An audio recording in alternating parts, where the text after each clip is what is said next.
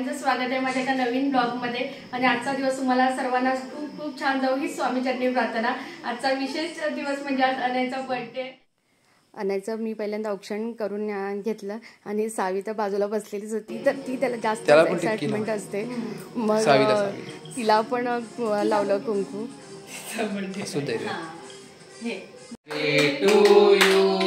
Happy birthday to you. Happy birthday dear Anay. Happy birthday to you.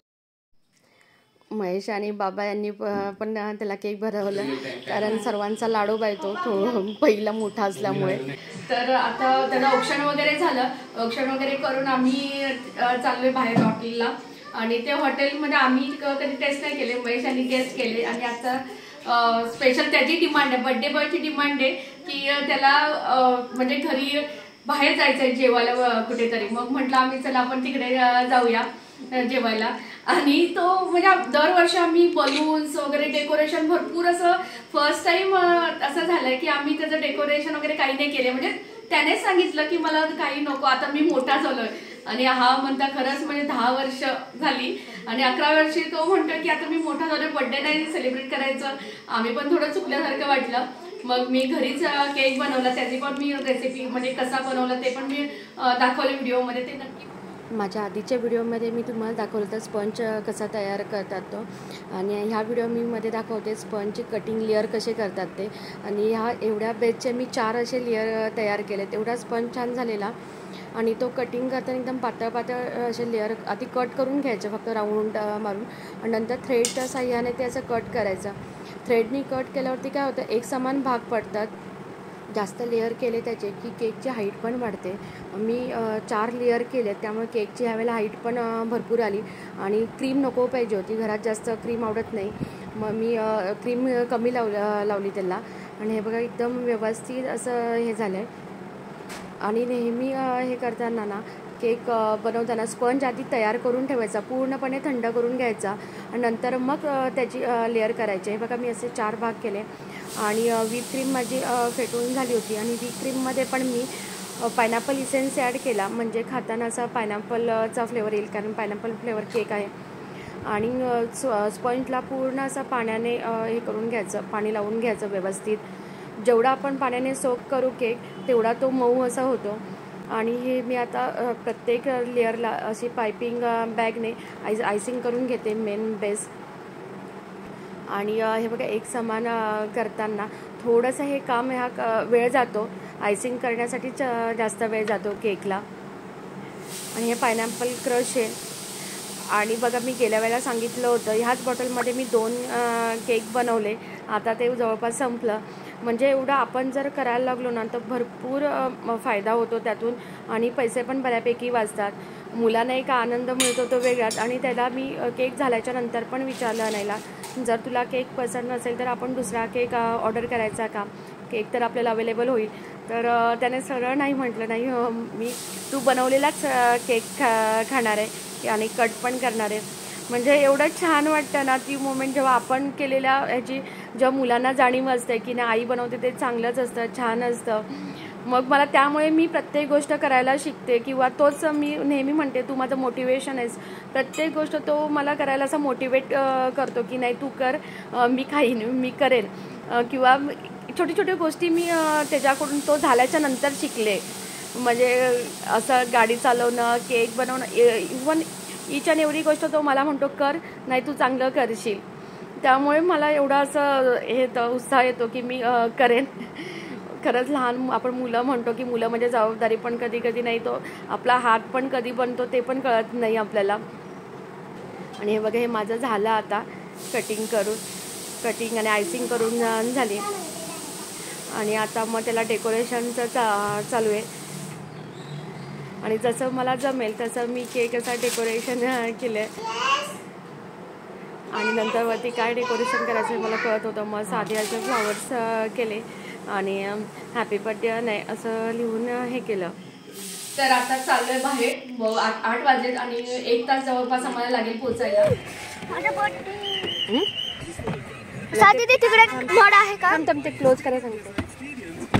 तरी हे पठारे खानावळ आणि एकदम छान असं आहे. आतून असं गावरान कॉटेज आहे तिथे जेवायला बसायला आणि आतमधलं इतकं छान असं त्यांनी मेंटेन केल्याने मस्त असं ग्रीनरी आहे सर्वकडे. भरपूर छान वाटलं जेवताना, एकदम प्रसन्न वाटलं बघताना. मुलांना खेळण्यासाठी वगैरे पण त्यांनी सोय केली, म्हणजे मुलं पण टाईमपास बोर होणार नाहीत वेटिंगला असताना. कारण वेटिंग नंबर एवढे असतात ना, आणि जेव्हा आपला नंबर येईल तेव्हा स्पीकरवरती अनाऊन्समेंट होते, टोकन दिला जातो गेल्या गेल्या. मग टोकन नंबर आल्यावरती आपण मग जायचं. तर इथे आणायचं आणि 6वीचा असा टाईमपास चालू होता आमचा नंबर येईपर्यंत असे. आणि अजून एक तिथे नवीन मला असं बघायला मिळालं. म्हटलं चला बघूया नक्की काय येते. तर व्हर्च्युअल रिॲक्शन म्हणून काहीतरी असं होतं. तर त्याच्यामध्ये मुलांना असं एक वेगळे इफेक्ट असे डोळ्यासमोर दिसणारे होते. मग आणायला ते फार आवडलं. मग ट्राय केलं. म्हटलं तुम्हाला ट्राय करायचं आहे. म्हटलं चालेल, आज बड्डे बॉय तर त्याची आपण डिमांड पूर्ण करूया. मग त्याने असं ट्राय केलं आणि असे बरेचसे जण असं टाईमपास वगैरे तिथे करत होते.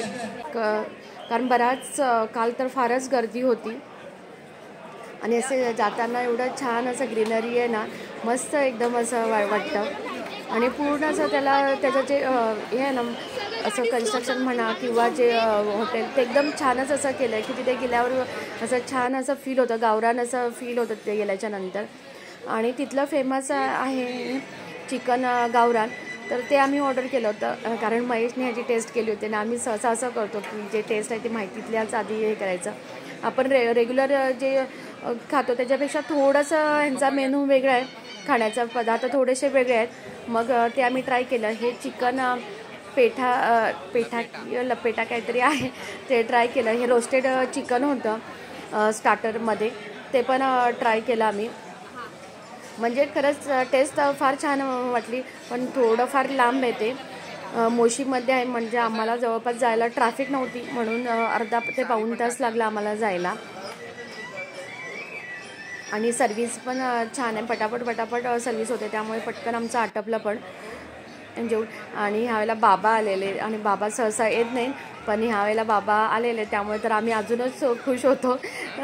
सर्व जेवढे आणायला फोन येत होते तेवढे सर्वजण विचारते बाबा कुठे आहेत. तर आम्ही बोललो बाबा आमच्याबरोबर आहेत. सर्वजण शॉक झाले की बाबा तुमच्यावर आहेत का. तर खरंच म्हणजे मोठी माणसं आली ना की एक छान वाटतं.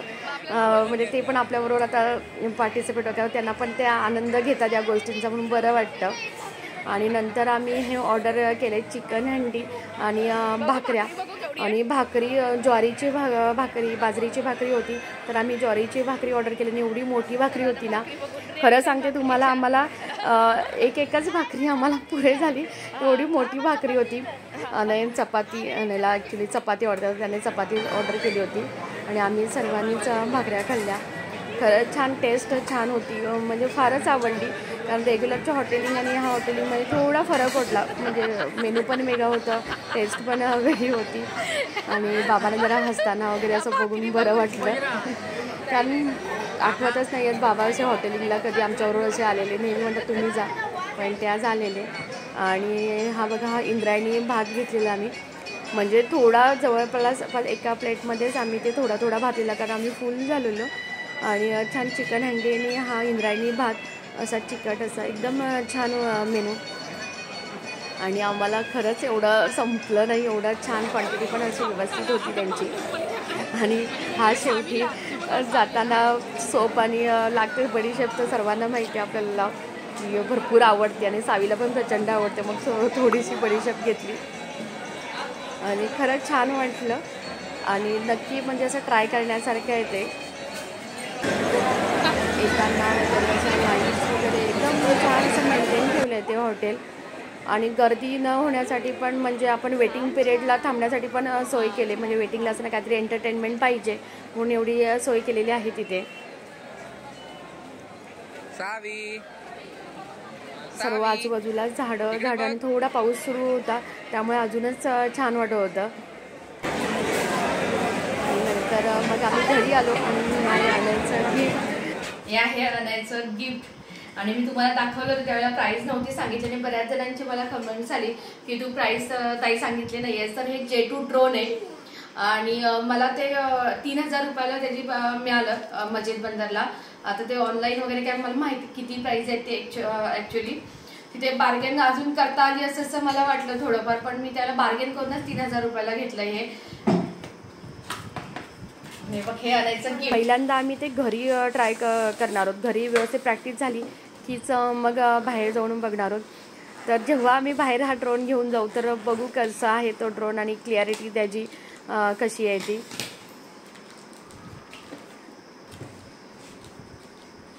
तर हा बघा एकदम खुश झाला ड्रोन बघून. म्हणजे त्याला असं दाखवलं नव्हतं की कसा आहे तो काय आहे ते, फक्त ड्रोन घेतलं एवढं माहिती होतं त्याला, पण ओपन करून त्याला दाखवलं नव्हतं.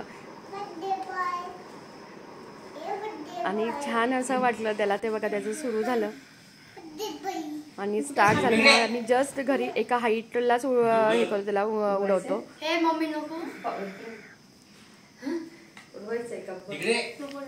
200 फीट त्याची हाईट सांगितले, पण ते मला एवढ्या कधी रेंजवरती उडवायचं नाही तर ते आउट ऑफ रेंज.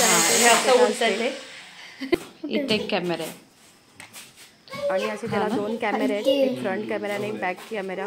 जो खाली कॅमेरा बघा. हॅपी बाय कर सर्वांना. आजचा माझा ब्लॉग आवडला असेल तर नक्की चॅनलला सबस्क्राईब करा. असंच भेटू आपण पुढच्या ब्लॉगमध्ये. तोपर्यंत bye bye bye bye Sai. Bye bye bye bye.